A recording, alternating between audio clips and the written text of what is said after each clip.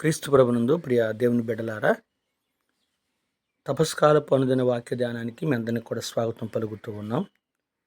ఈనాటు పరిశుద్ధ గ్రంథ లేఖనం మత్తయి శుభవార్త 5వ అధ్యాయము 17వ వచనం నుంచి 19వ వచనం వరకు ధ్యానం చేసుకున్నట్లయితే, మరి అక్కడ రాయబడినటువంటి సంఘటనలు మనం చూసుకున్నట్లయితే ధర్మశాస్త్రము ప్రవక్తల గురించి దేవుడు మాట్లాడుతూ ఉన్నాడు.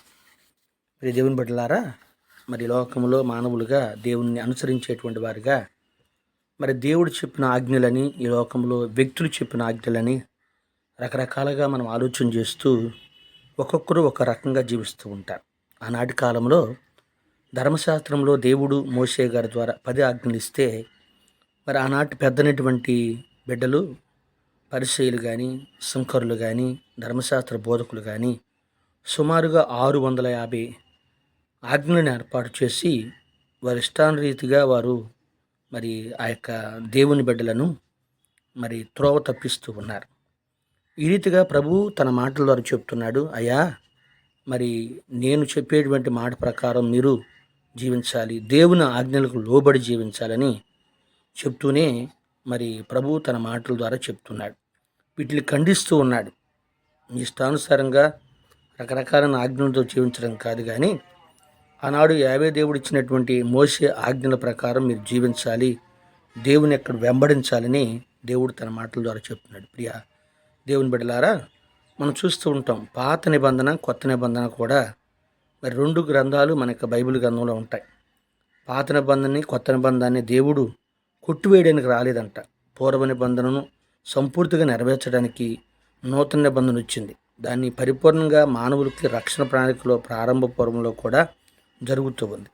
ఈ రీతిగా దేవుడు మరి తన యొక్క ఉద్దేశాలను చెప్తున్నాడు. చాలామంది చెప్తూ ఉంటారు పాత నిబంధన చదవటానికి మాత్రమే, దాన్ని ఆచరణలోకి తీసుకోరన్నట్లుగా చెప్తూ ఉంటారు. కానీ ప్రభువు దాన్ని పాత నిబంధనను కూడా సంపూర్తిగా నెరవేర్చడానికి వచ్చానని తన మాటలో చెప్తూ ఉన్నాడు. ఎలాగూ అంటే మనం చదువుతూ ఉన్నాం, ఈరోజు చదివినటువంటి సువార్త పట్టణంలో మత్తయి శుభవార్తలో 5వ అధ్యాయంలో మనం చూసినట్లయితే ప్రభు అక్కడ అంటున్నాడు, కాబట్టి ఎవరైనా ఈ ఆజ్ఞలను, ఈ అత్యల్పమైన దాన్ని కూడా భంగపరిచి అట్లు జనులకు బోధించినచో అట్టివాడు పరలోక రాజ్యానికి అత్యల్పుడిగా పరిగణించవలెను. ఎవడు కూడా ఈ ధర్మశాస్త్రాన్ని ఆచరించి అట్లు జనులకు బోధించినచో అట్టివాడు పరలోక రాజ్యంలో అత్యల్పుడిగా పరిగణించబడునని తన మాటల ద్వారా చెప్తున్నాడు.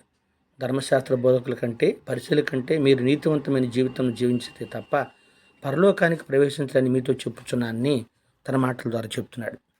మరి ప్రియ దేవుని బిడ్డలారా, ఒకసారి మనం ఆత్మపరిచయం చేసుకుని ఈ రోజులలో మరి మనం కూడా కొన్నిసార్లు మరి సొంత ఆజ్ఞలను పెట్టుకుని మన జీవితాన్ని దేవుని వైపు మలచకుండా ఇష్టానుసారమైన జీవితాన్ని జీవిస్తూ ఉంటాం. కనుక దేవుడు చెప్పేటువంటి మాట ఏంటంటే దేవుని ఆజ్ఞకు లోపడాలి, దేవుని ఆజ్ఞల ప్రకారం జీవిస్తూ నీ జీవితాన్ని ముందుకు తీసుకెళ్ళమని, దేవుని భక్తిలో జీవితాన్ని తీసుకెళ్ళమని ప్రభు చెప్తున్నాడు. కనుక ఒకసారి ఆత్మపరిచయం చేసుకుని మంచి క్రైస్తులుగా జీవించడానికి ప్రయత్నం చేద్దాం.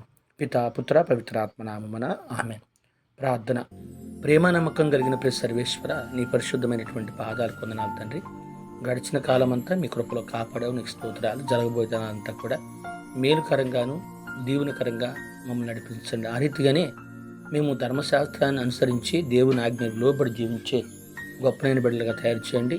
మా యొక్క ప్రభువా మరి ఫ్రాన్సిస్ పోపు గారిని, పీఠాధిపతులను, గురువులను, మఠవాసులను, ఉపదేశులను, మీరు సంపాదించుకున్న క్రైస్తవ విశ్వాసులందరినీ కూడా మీ ప్రేమతో నింపి వారికి కావలసిన నిండైన దేవుని అనుగ్రహాలు దయచేయమని, ఈ సువార్త పరిచయలు అనేక మందికి తోడ్పాటును దీవెను అనుగ్రహించమని, సువార్తను విశ్వసించే వారి పక్షాన దేవుని యొక్క అపారమైనటువంటి కరుణ, కృప తోడుగా ఉన్నట్లు సహాయం చేయమని మన ఆదుడును ఈ ప్రియకుమారుడైన యేసుక్రీస్తు ద్వారా అడిగి తల్లి మరియమాత మధ్యస్థ ప్రార్థన ద్వారా విన్నవించుకుంటున్నాము తండ్రి.